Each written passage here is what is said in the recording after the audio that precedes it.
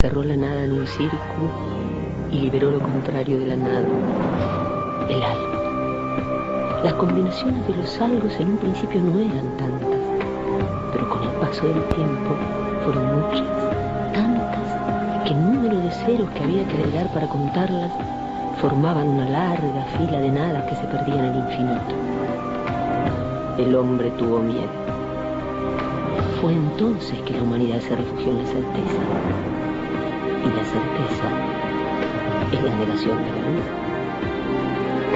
El mundo de la sabiduría muchas veces se enfrenta con el mundo de la inteligencia, con el mundo del pensar, se enfrenta con el mundo del sentir, con el mundo del orden, se enfrenta con la poesía. Tratemos de sentir la poesía a través de la inteligencia y embarquémonos en esta travesía mágica.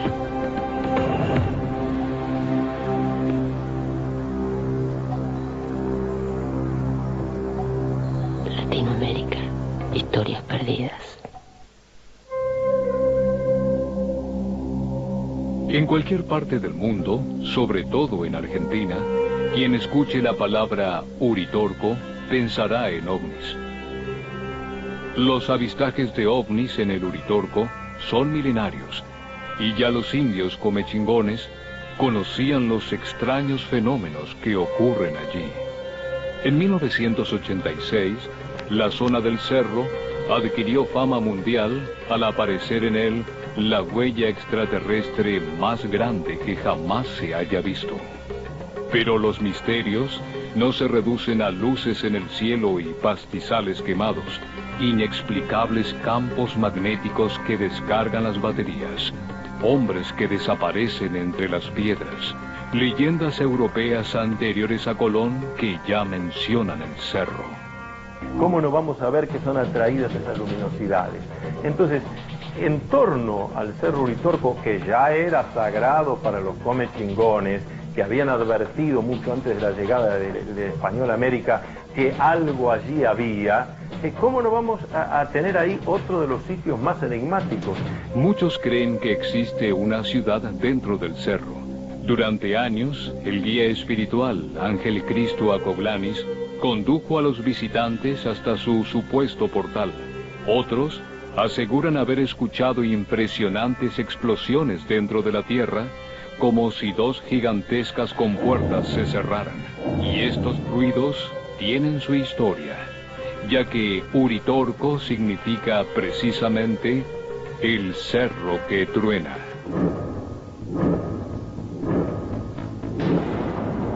Volando bajo tierra, el Cerro Uritorco y las ciudades intraterrenas. Los extraños fenómenos que suceden en el cerro plantean una nueva física donde los mundos paralelos conviven en diferentes dimensiones. ¿Se trata solo de otro culto místico? ¿O es el Cerro Uritorco un epicentro energético del planeta? ¿Es el lugar de encuentro de espíritus no obturados por el rígido pensamiento científico? ¿Hay una nueva humanidad gestándose en su interior? Ubicado en las Sierras Chicas de la provincia de Córdoba, en el centro geográfico de Argentina, el Cerro Uritorco se yergue con casi 2000 metros de altura. La zona de Capilla del Monte, en donde se encuentra el cerro, ha cautivado siempre al turismo por su belleza natural. En los últimos años, a causa de los incontables misterios que tienen al Uritorco como protagonista, la cantidad de visitantes se incrementó.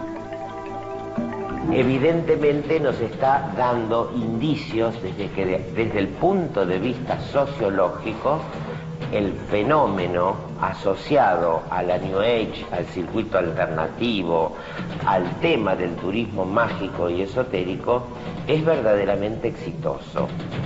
En Capilla del Monte, el turismo relacionado con el Uritorco se ha convertido en la principal actividad comercial.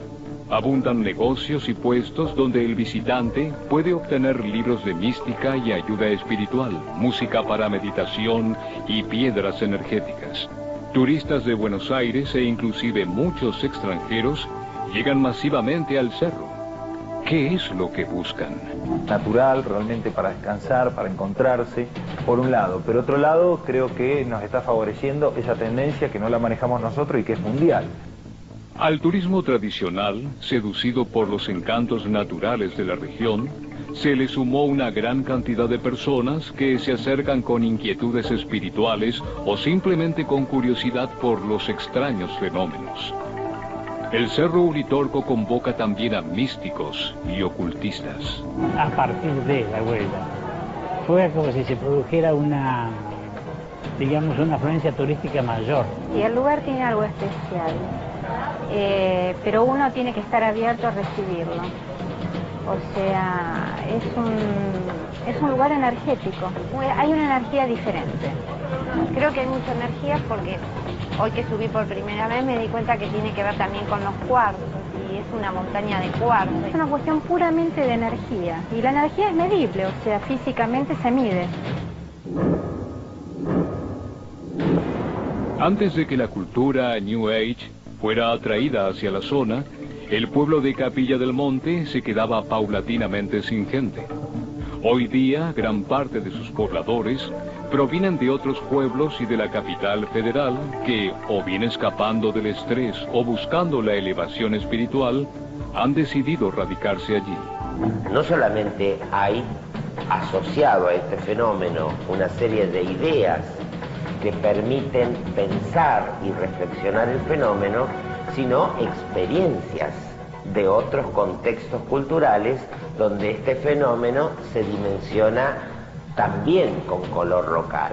Si vos mirás todas las construcciones de 5, 10, 15 años, todas las ventanas de la habitación, del living, de los lugares más importantes de su casa, dan todas al cerro. La gente lo vive de la mañana hasta que se acuesta. Personalmente creo que se junta mucho lo místico con el tema ovni. Vos vas a ver gente que por ahí se arrodilla en un plato volador, ven una luz y se arrodilla, ¿sí? Siempre decimos, si le sirve interiormente, bienvenido sea.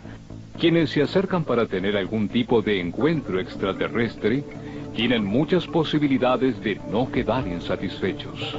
O acá en Capilla hay algo, ¿sí? O sea, el que viene, por ahí venís 20 días y no ves nada. Y por ahí estás un día y te pasa lo más insólito. Hugo de Neblón tuvo su día insólito en la Semana Santa de 2001. Él y su mujer fueron testigos de un asombroso acontecimiento. Estaba todo nublado, gris plomo, y estoy entrando para mi casa, voy caminando y veo en el cielo una luz roja de este tamaño, y destellaba rojo adentro, bien en el cielo, ¿eh? Entonces me quedo mirando y empiezo a caminar para casa. A medida que voy avanzando para casa, esa luz empieza a hacer esto, y me va como siguiendo. Llego a la puerta de mi casa, le aviso a mi señora que salga, y cuando ella sale, se tropieza, hace este movimiento y ahí hace y desapareció.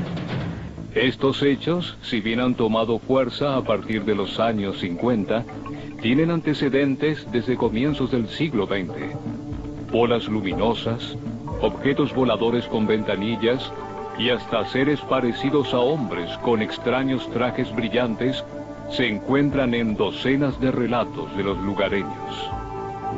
Se ven luces, y cuando hablamos de luces, cosas raras, ¿sí? Contemos lo que es un satélite, lo que es un meteorito, ¿sí? Lo que es un avión. Fue a comienzos de 1986 cuando la zona se hizo famosa a nivel mundial. Sucedió en la Sierra del Pajarillo, donde un ovni sobrevoló la zona la noche del 9 de enero. Nosotros nos enteramos el día posterior, a la mañana temprano. La mañana del 10 hallaron algo jamás visto, la huella de la nave extraterrestre más grande del mundo. Con 122 metros de largo y 64 de ancho, su tamaño era similar al campo de juego de un estadio de fútbol. Yendo hacia allá, enfrente, sobre la mano izquierda, 300 metros, ya no puedo precisar, digamos, el lugar donde aparentemente hubiera aterrizado el ovni, que a casi de 100 metros de diámetro. Lo que más me asombró, lo negro de la tierra, como lógicamente quemado, levanto un poco y era como una fécula, un almidón, una cosa suave, y no dejaba rastros ninguno de tizne. Además de la marca en el suelo, se encontró una serie de árboles misteriosamente marchitos. El tono de las plantas, de las dos plantas grandes que tenía la señora Esperanza de Gómez, todo en color, un tono, digamos, pareciera que fuera otoño. ¿Qué ocurrió aquella noche? ¿Qué fue lo que dejó aquella gigantesca huella? ¿Es una prueba irrefutable de la existencia de los ovnis? La huella de pajarillo fue la excusa exponencial de una realidad que estaba subyaciendo en relatos y en experiencias que tenía la gente desde hacía muchísimos años atrás. Meses después, en agosto, la misma marca volvió a ser noticia. Un voraz incendio azotó la sierra, pero la parte de la huella no se incendió. Ninguna de sus matas, tan combustibles como cualquier otra, fue afectada por el fuego. La marca quedó intacta. ¿Qué extraño proceso ocurrió en aquel terreno?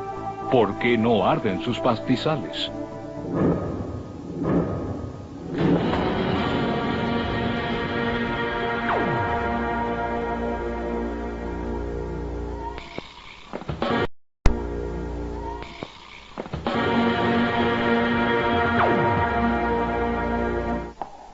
En el Cerro Uritorco ocurren extraños fenómenos que dejan sin palabras a turistas, habitantes y científicos.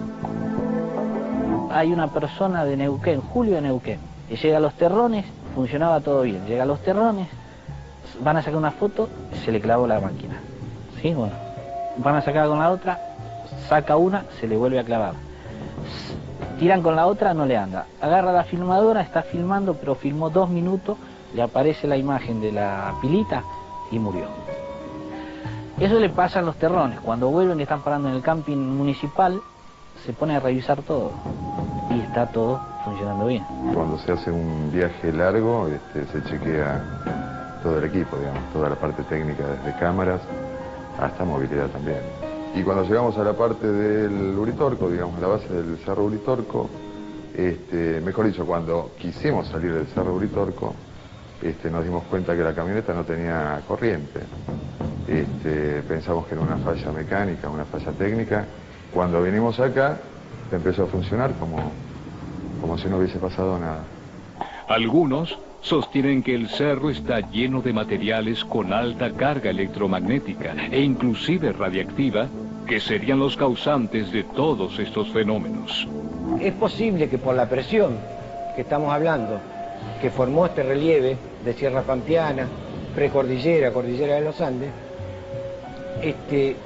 esta presión genere un campo piezoeléctrico, y por la cantidad de cuarzo que hay puede ser muy importante.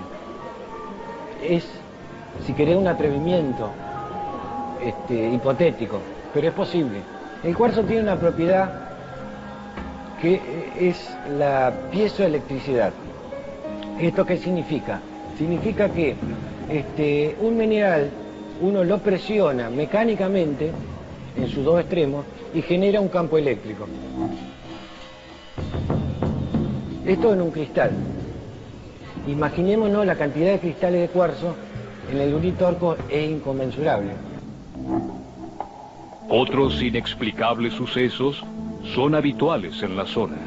La respuesta tal vez tenga que ver con un hallazgo en la base del cerro en el año 1934. La historia del bastón de mando o piedra de la sabiduría es una antigua leyenda, pero hay 2 hechos que la hacen especial. En primer lugar, imposibles coincidencias entre leyendas de lugares desconectados entre sí por el espacio y por la historia. En segundo lugar, que el bastón fue encontrado.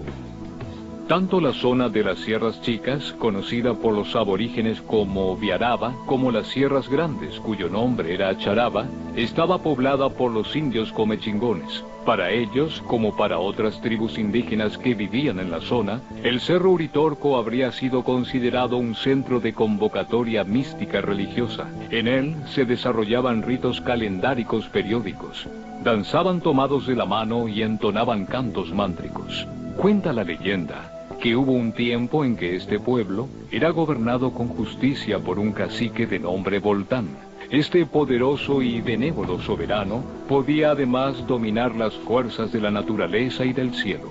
Estos poderes habrían sido condensados en un bastón de basalto que Voltán construyó. Esta pieza es conocida como piedra que habla o bastón de mando. Aunque sea inexplicable, Voltán es nombrado ya en mitologías muy antiguas de la India, Afganistán, Pamir, Persia y el Tíbet. Su historia se entrama ni más ni menos que con la del Santo Grial. La búsqueda del cáliz que recibió la sangre de Cristo es el emprendimiento arqueológico más grande de la historia. En la ópera Parsifal de Wagner se cuentan las andanzas del famoso súbdito del rey Arturo. Se le comisiona a uno de los integrantes, a uno de los caballeros de la corte del rey Arturo, de los integrantes de la mesa redonda, que es Parsifal, que atesore ese santo grial y sin siquiera decirle a sus compañeros, para que nadie pudiera revelarlo, quizás en medio de la tortura o de la desesperación, nadie hablara de más, se retire de la mesa, se lleve este objeto sagrado y lo deposite en un sitio seguro y con su espada cuide de él hasta el último de sus días. Pero además de su interés por el Santo Grial, Parsifal tenía otra obsesión, el bastón de mando. Wagner inspiró su ópera en un poema de von Eschenbach, un trovador alemán. En esta obra aparecen versos desconcertantes. El poeta alemán menciona 2 siglos antes de que Colón naciera a las montañas de Viaraba, a Argentum, al bastón de mando y a Voltán. ¿En qué lejana cordillera podrá encontrar a la escondida piedra de la sabiduría ancestral? Sobre la montaña del sol surge la presencia negra del bastón austral. En la armórica antigua que en el sur está, solo Parsifal irá por el Atlántico océano, hasta las puertas desecretas de un silencioso país que Argentum se llama, y así siempre será. Por el poder del dios Voltán, junto al bastón de mando, por los siglos descansará. ¿Cómo se explica la mención de Armórica para nombrar a un continente supuestamente desconocido? Algunos lo atribuyen a que era el nombre de Américo Vespuccio, pero Vespuccio era simplemente un italiano que hacía mapas. Entonces, ¿cómo es posible que este continente lleve el nombre, ni siquiera el apellido, podría haber sido Vespuccinlandia, pero no, América, de ese señor que solo hacía mapas? Sería mucho más lógico haberle puesto el nombre de alguno de los descubridores, conquistadores oficiales. La verdad es otra. América es una deformación del nombre que ya pero siglos antes se le daba a este continente, que es Armórica, es decir, el lugar de la armonía. Más increíble aún es la mención de Argentum para un país que recién en el siglo XIX tomaría ese nombre. Pero el poema contiene más versos asombrosos. ¿De dónde ha salido el caballero angelical? Si hace milenios en el corazón de Pamir nació. Antiguos viajeros del Himalaya le dieron la presencia del milenario bastón en las altas montañas del Argentum polar. Oculto lo mantuvieron los dioses de la tierra en un monte sagrado de la innombrada Viaraba, donde Voltán le otorgará su mágico destino. Porque hay quienes afirman que el Santo Grial es traído por Parsifal a la zona de las sierras altas, las sierras grandes de Córdoba, la cadena de las sierras grandes, otros las sierras chicas, más probablemente las sierras chicas, y en ese caso la región del Cerro Uritorco. Ya en el siglo XX, el mismísimo Hitler envió un comando a la región en busca del bastón de mando, pero no lo pudo encontrar. Sin embargo, no pasaría mucho tiempo hasta que la piedra que habla fuera hallada. Fue en 1934. Su descubridor, un maestro metafísico nieto de un aborigen de las Pampas argentinas, se llamaba Orfelio Ulises. A mí me llama la atención hasta el nombre de su descubridor, Orfelio Ulises. Me da la impresión de que en realidad Orfelio Ulises es un seudónimo de alguna otra persona que por sus condiciones, sea del campo religioso o científico, no podía revelar su verdadera identidad. Se hallaba excavando a los pies del cerro cuando finalmente apareció ante él el ansiado bastón. Se trataba efectivamente de un bastón negro construido en basalto. Medía 1,10 metros y pesaba 4 kilos.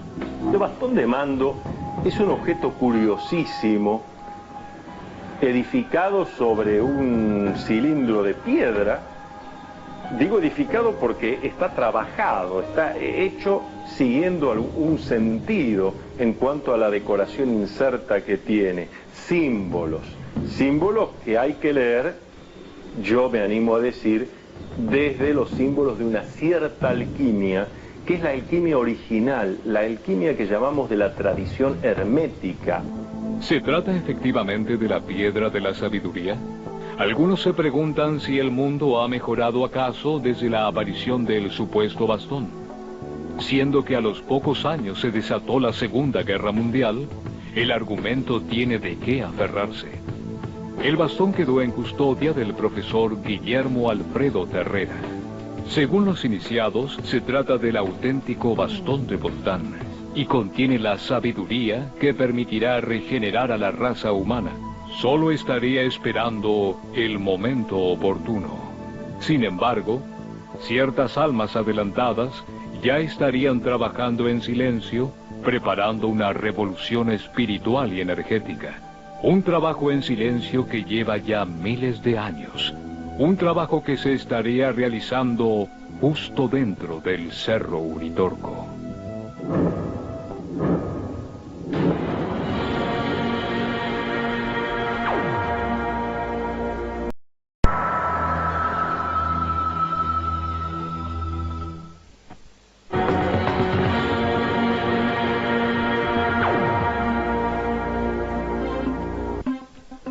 Se han detectado en el bastón de mando hallado por Orfelio Ulises al pie del Cerro Uritorco intensos campos electromagnéticos.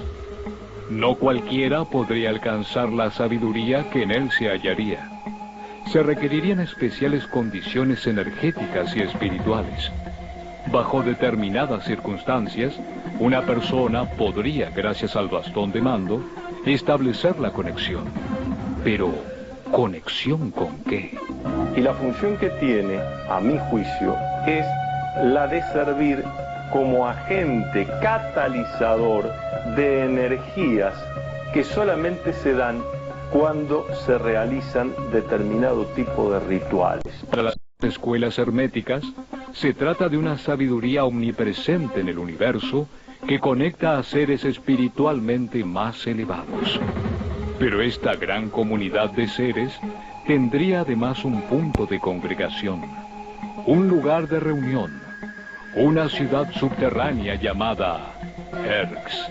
Si nosotros abandonamos la idea de explicar el mundo en términos de la ciencia que entronó la razón como forma de conocimiento, estas dimensiones explicativas sobre la realidad del Uritorco son creídas y asumidas como experiencias por los cultores de este tipo de ideas y de prácticas. Desde ese punto de vista, yo creo que verdaderamente la existencia de Erx es real. ¿Existe dentro del Cerro Uritorco una ciudad subterránea?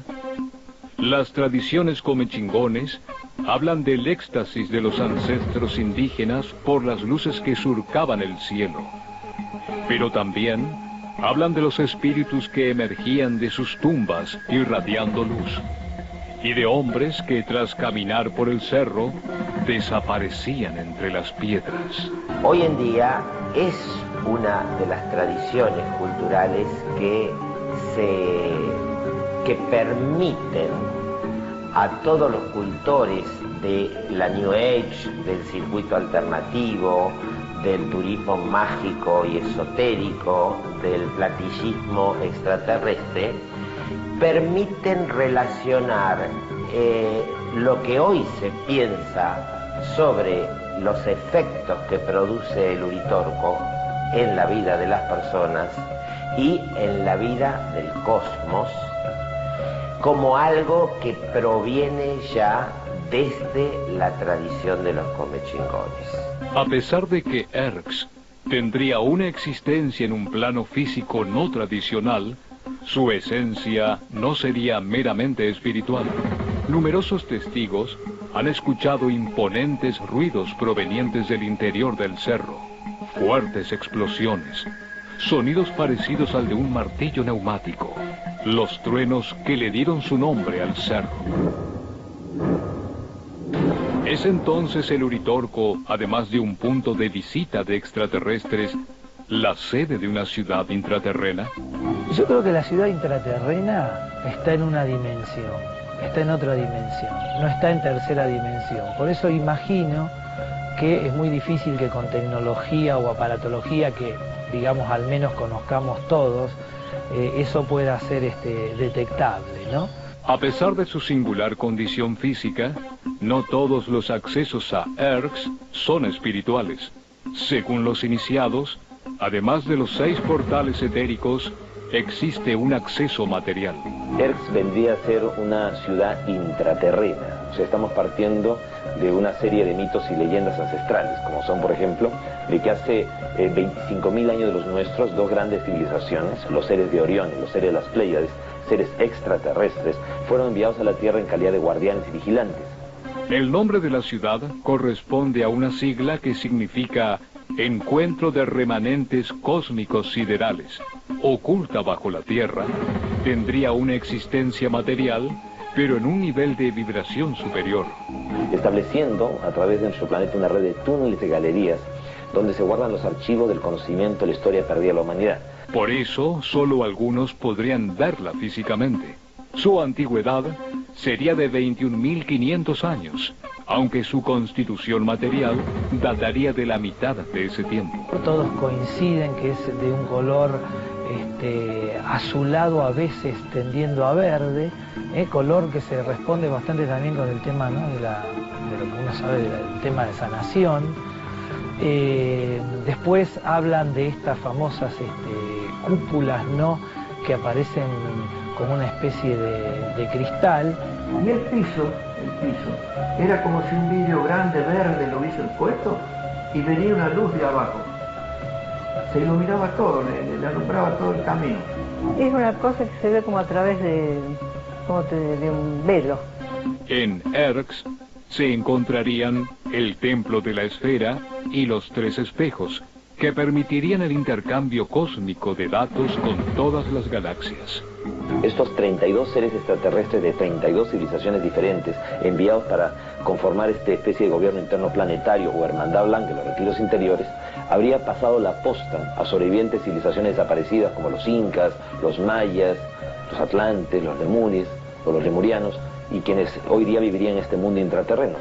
La ciudad de Llama Azul, como también se la conoce, estaría poblada por más de 18.000 personas que no figuran en ningún censo.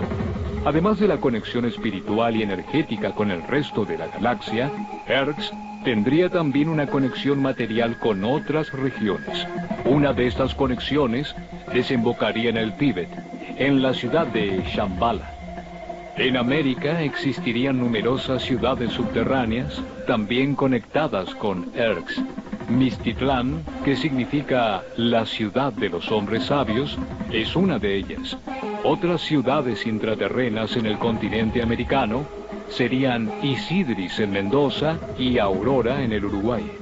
¿Cuál es la meta de toda esta organización? ¿Por qué no salen a la superficie? Los remanentes cósmicos congregados en Erx serían seres superiores. Su elevado nivel espiritual les habría permitido acceder a una sofisticada tecnología. Afortunadamente para los habitantes de la Tierra, sus fines no serían hostiles. Por el contrario, su intención sería acompañar a toda la humanidad en un crecimiento espiritual. Un grupo de estos seres descendió a la Tierra y se estableció en el desierto del Gobi, en la Mongolia, como, como una especie de gobierno interno planetario. O sea, lo que hoy día nosotros conocemos como la Gran Hermandad Blanca de los Retiros Interiores. ¿Por qué su mensaje no es entonces difundido en forma masiva?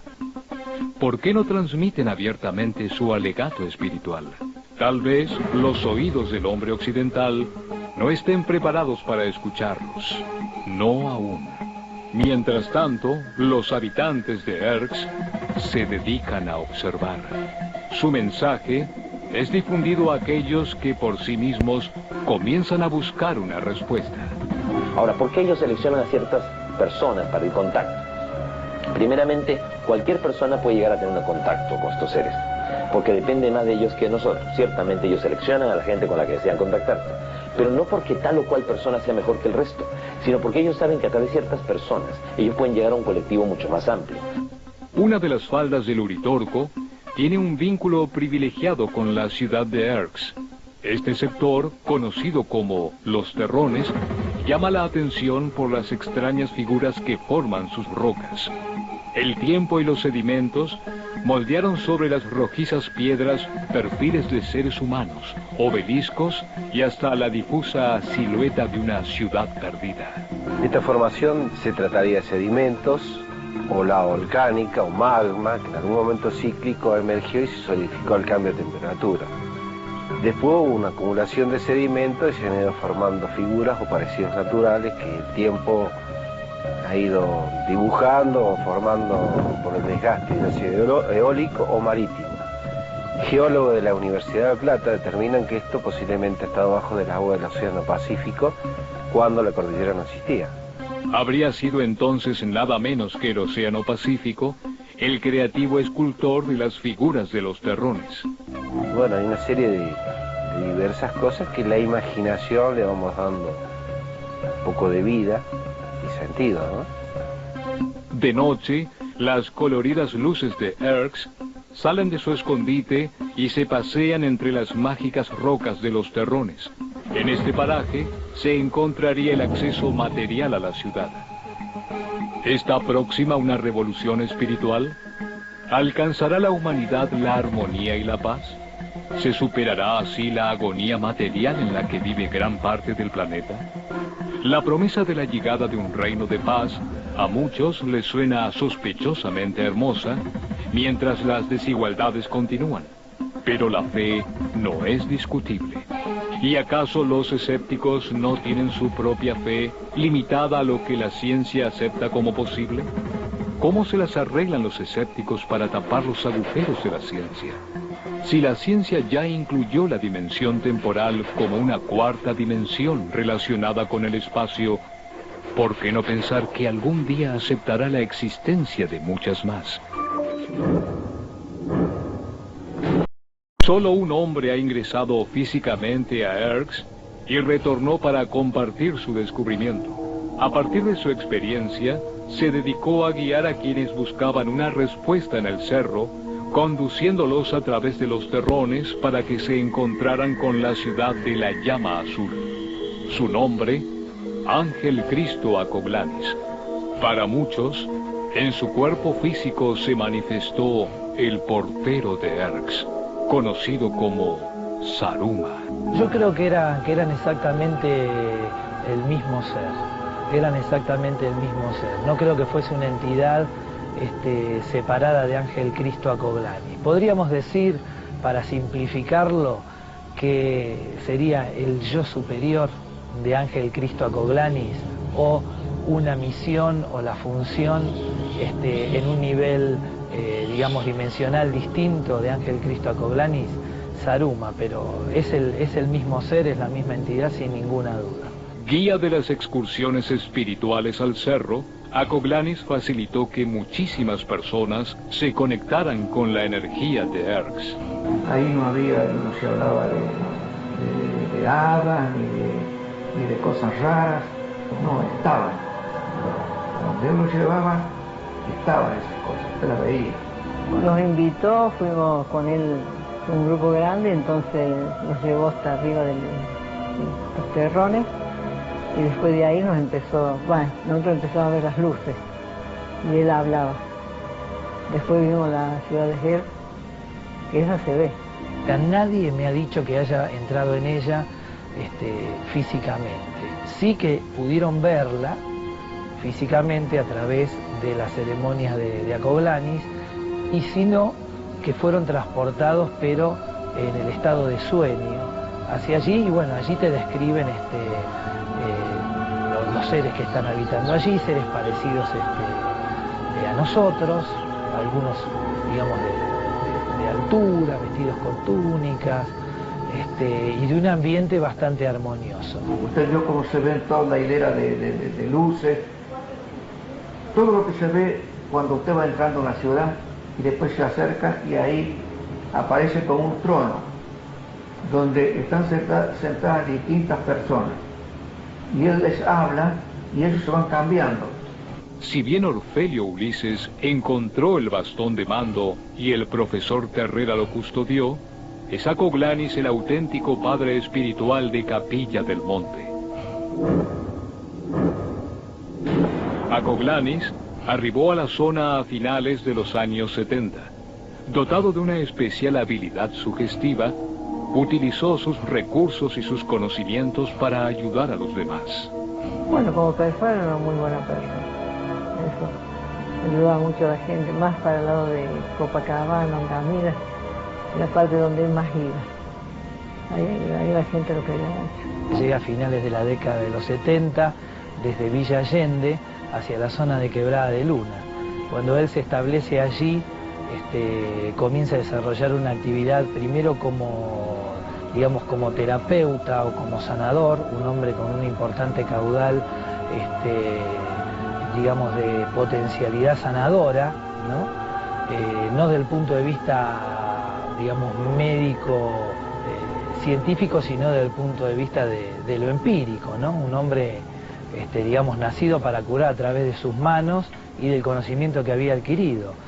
Y a través de esto también comienza a crear lo que podríamos llamar el comienzo de los lineamientos de una de las principales ramas espirituales de estos tiempos, que fue lo que después expuso Trigueiriño en sus libros.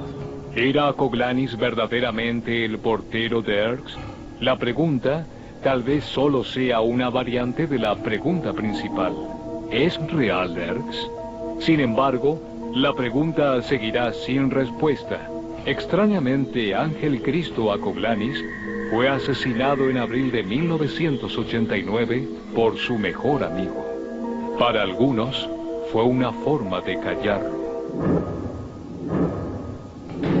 La existencia de ciudades subterráneas es accesible a la imaginación. Inmensas cavernas con fuentes de agua internas. La literatura ha fantaseado siempre con estos temas. Autores como Verne, Hilton y Roerich se han inspirado en este mito. Sin embargo, según estudios realizados por geofísicos del Instituto de Tecnología de California, las temperaturas en el centro de la Tierra serían superiores a los 6.500 grados. Esta temperatura, mayor que la existente en la superficie solar, hace difícil concebir una Tierra hueca. A pesar de los avances de la geología, las profundidades de la Tierra aún encierran numerosos misterios. Más difícil de intuir es una ciudad que existe en otra dimensión. La mayoría de nosotros concebimos al espacio en 3 dimensiones.